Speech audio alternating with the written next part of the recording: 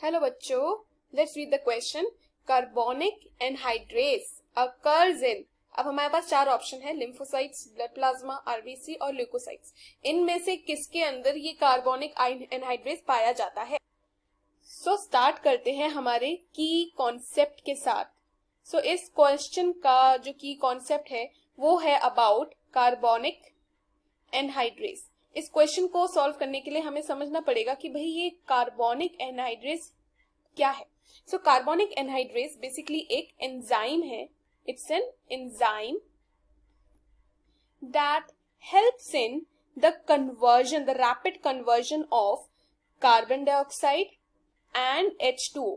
जो carbon dioxide और water basically जो पाए जाते हैं हमारी बॉडी के अंदर, उसको ना वो रैपिडली कन्वर्ट कर देता है इनटू बाइकार्बोनेट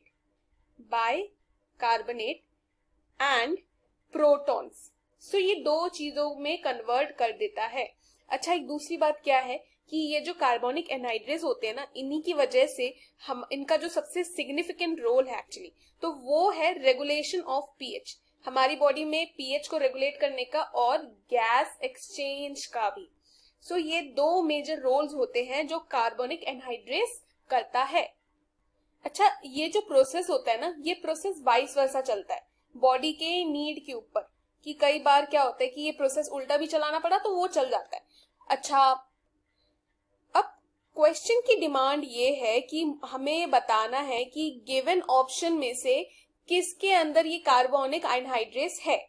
सो अगर हम देखें, गैसियस एक्सचेंज और पीएच मेंटेन की बात हो रही है, तो गैसियस एक्सचेंज में सबसे पहले आता है हमारा आरबीसी, यानी कि रेड ब्लड सेल्स. ये रेड ब्लड सेल्स जो होते हैं ना, वो क्या करते हैं, वो गैसियस एक्सचेंज में हेल्प करते हैं. अब गैसियस एक्सचेंज कैसे? जैसे आरबीसी जो है वो क्या करता है, वो ऑक्सीजन कैरी करता है. ऑक्सीजन ले जाकर वो किसको दे देता है? वो दे देता है हमारे बॉडी ऑर्गन्स को, क्योंकि उन्हें नीड होती है. और फिर बॉडी ऑर्गन्स के अंदर जो CO2 होता है, उससे लेकर भी तो कौन आता है? उससे लेकर भी आरबीसी आ रही है. सो गैसियस एक्सचेंज तो करता है.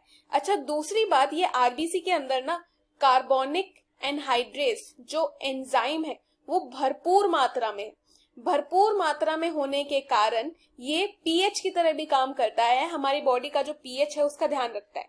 सो ये वो जो कन्वर्जन हो रहा था कार्बन डाइऑक्साइड का इनटू बाइकार्बोनेट HCO3 नेगेटिव और जो प्रोटॉन्स, उसमें ये फैसिलिटेट करता है. सो देखा जाए तो हमारा correct answer is option C, RBC. अब बात करते कि बाकी ऑप्शंस क्यों नहीं. सो लिम्फोसाइट्स, अगर हम कहें लिम्फोसाइट्स, ये ना हमारी बॉडी के अंदर एक टाइप ऑफ WBC है जो इम्यून रिस्पॉन्स जनरेट करता है.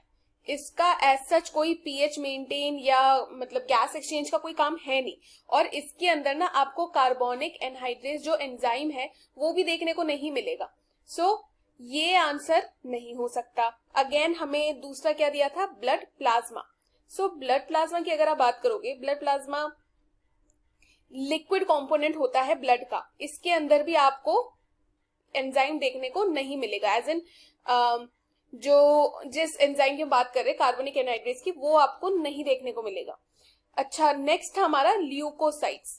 सो ल्यूकोसाइट्स क्या होते हैं? ल्यूकोसाइट्स ना अगेन आपके इम्यून रिस्पॉन्स में हेल्प करता है और इसमें भी आपको जो कार्बोनिक एनहाइड्रेस है वो देखने को नहीं मिलेगा. So the correct answer for the given question is option C, RBC.